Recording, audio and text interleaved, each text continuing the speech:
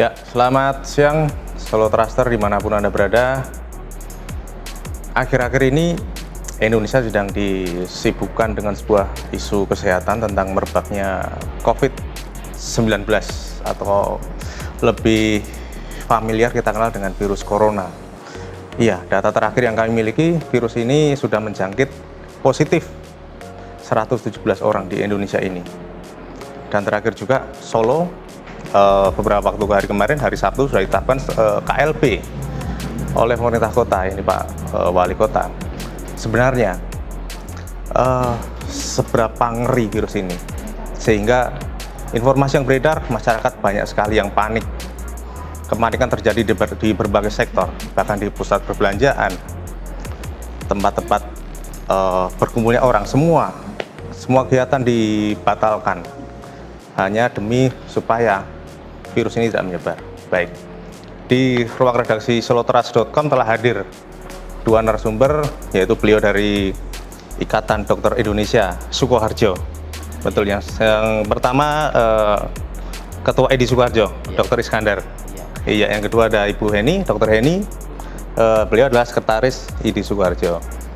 Baik, Dr. Iskandar, kita mau berbincang sedikit dengan corona ini. Iya.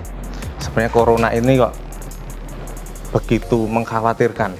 Kita lihat awalnya berada di Wuhan, Tiongkok, hingga akhirnya dengan cepat sekali menyebar hingga hampir seluruh dunia, termasuk Indonesia. Sebenarnya pola penyebaran dan juga virus ini itu seperti apa sih? Ya, terima kasih Mas. Jadi memang betul virus corona ini adalah virus yang tingkat penyebarannya tinggi ya, tinggi. Namun sebenarnya tingkat kematiannya pun kalau dibilang presentasinya sih rendah. Kalau di angka dunia itu kan dengan angka 3% ya.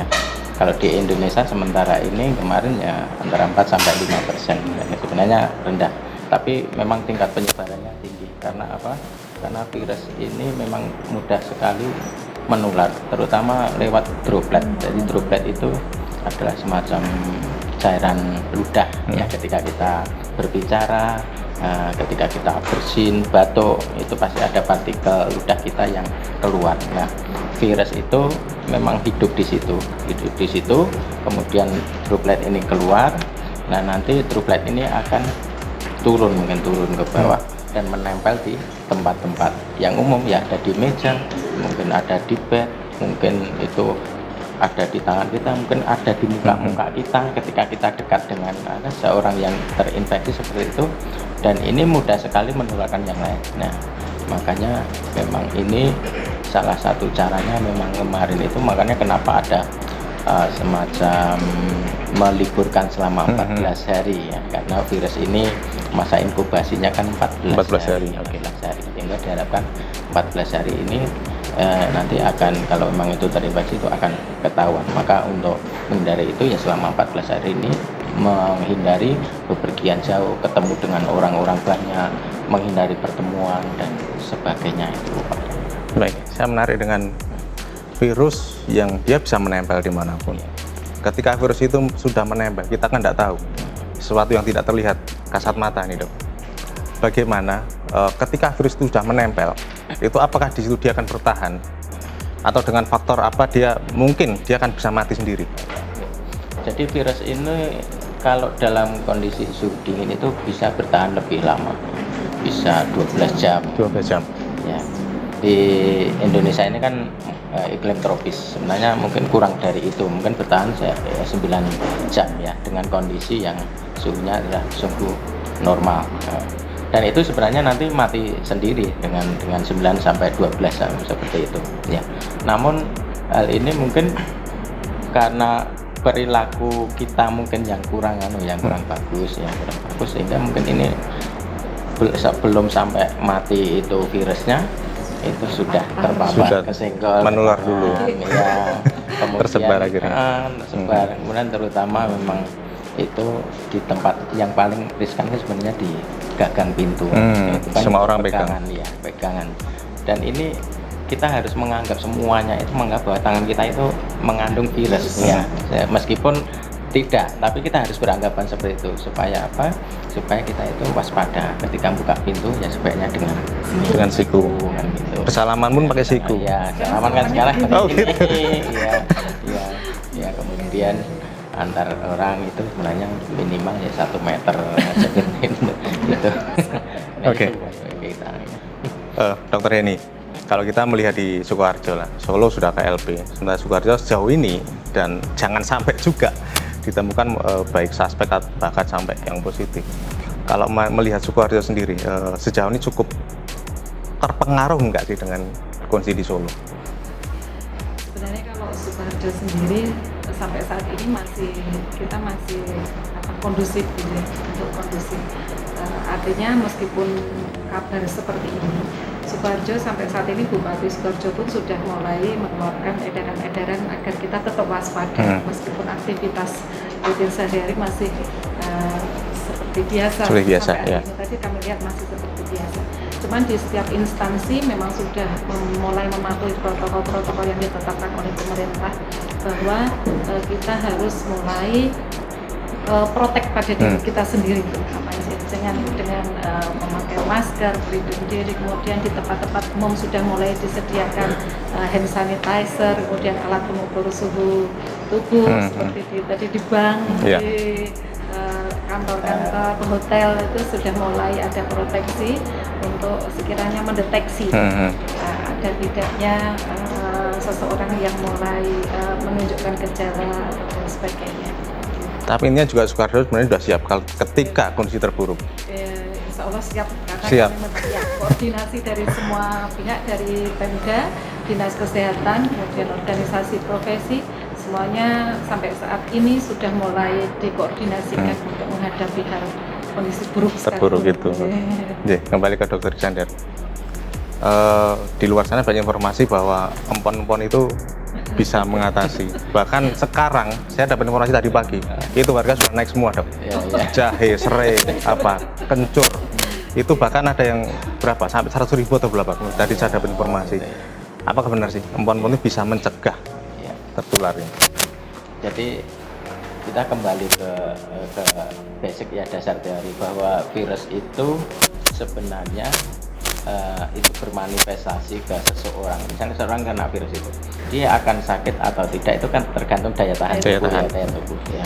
Jadi kalau daya tahan tubuhnya baik, maka virus itu tidak bermanifestasi berat ya, paling mungkin malah tanpa gejala atau mungkin juga hanya batuk pilek terus sembuh ya. Nah, daya tahan itu banyak kita dapat ya, mungkin dari suplemen atau dari aktivitas yang sehatnya. Dari suplemen ini salah satunya memang itu empon-empon, jamu dan sebagainya ya. Jadi memang jahe, kemudian empon-empon yang lain itu adalah cara kerjanya meningkatkan daya tahan tubuh. Nah, dengan meningkatnya daya tahan tubuh itu nanti diharapkan bisa menangkal virus itu. Oke, artinya empon ini sebenarnya bagaimana kita mempertahankan imun kita. Tapi yang tak boleh dilupakan tidak hanya empon-empon, tapi harus itu perilaku hidup bersih dan sehat, kemudian kita olahraga yang sifatnya aerobik ya, aerobik ini jalan atau apa yang stabil itu setengah jam tiap hari, kemudian makan buah sayur itu kan banyak vitaminnya, itu juga untuk daya tahan tubuh kita, kemudian istirahat cukup minimal ya 7 jam sehari itu bisa untuk menjaga supaya daya tahan kita juga bagus, kemudian hindari alkohol dan rokok itu juga menjaga daya tahan. Yang penting germas. Oke, gerakan masyarakatnya. Jadi meskipun pemerintah sebenarnya sudah melakukan tugasnya, sudah memberikan imbauan, tinggal masyarakat bagaimana. Betul. Oke, terakhir Dok, ini cara sederhana apa yang harus dilakukan masyarakat untuk apa istilahnya membangun pertahanan awal bagi dirinya, pertahanan dini ini apa ini, Dok? Ya, yang pertama adalah ya PHBS, jadi hindari infeksi ya, jadi dengan menjaga perilaku. Jadi yang pertama tetap cuci tangan dengan 6 langkah ya, 6 langkah supaya ini semua prinsipnya semua bisa kena ya. 6 langkah, telapak tangan, punggung tangan, sela-sela, dengan mengunci ya, kemudian putar-putar. Jadi jembatan keledainya itu tepung selaci puput ya. Nah, itu Tepung telapak punggung sela-sela mengunci putar-putar buku. Nah, itu 6 itu yang pertama ya. Jadi ketika mau makan atau mungkin habis makan, habis pegang pasien habis ya kita berinteraksi dengan orang, kita cuci tangan seperti itu. Kemudian masker itu kita gunakan kalau memang kita itu sedang sakit, dengan batuk. Itu memang itu yang sakit itu memang harus. Atau kita lagi menjaga orang sakit, misalkan keluarga kita ada yang sakit, itu ya kita pakai meskipun kita sehat, tapi karena kita memang berisiko ya kita. Kalau kita orang kesehatan memang harus pakai karena memang standarnya risiko gitu semua, ya. Iya, risiko semua gitu kan bisa. Nah, musim ini ya kita waspada. Kemudian yang berikutnya adalah menghindari untuk di tempat kerumunan. Ya, artinya tempat-tempat yang umum kalau bisa ya jangan ke mall dulu ya, jangan mengikuti ya istilahnya mungkin pesta-pesta yang dulu, kemudian di tempat-tempat umum ramai jangan bepergian jauh dulu ya, itu yang harus kita hindari ya. Kemudian nah ini terutama saya mengimbau untuk saya orang muslim, jadi untuk teman-teman takmir itu ya, karena memang riskan sekali di karpet itu juga karena waktu sujud mungkin pas batuk di situ lah, di situ karena hidup kan bisa sampai 9 jam itu terusnya.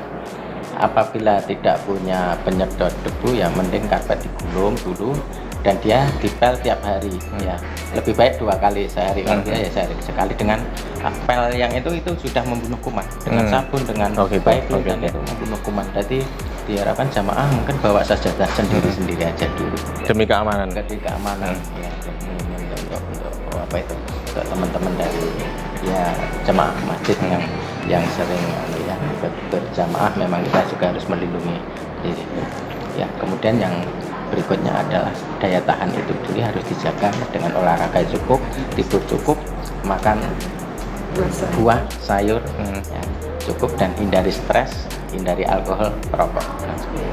Oke, dokter ini ada yang tambahkan? Monggo.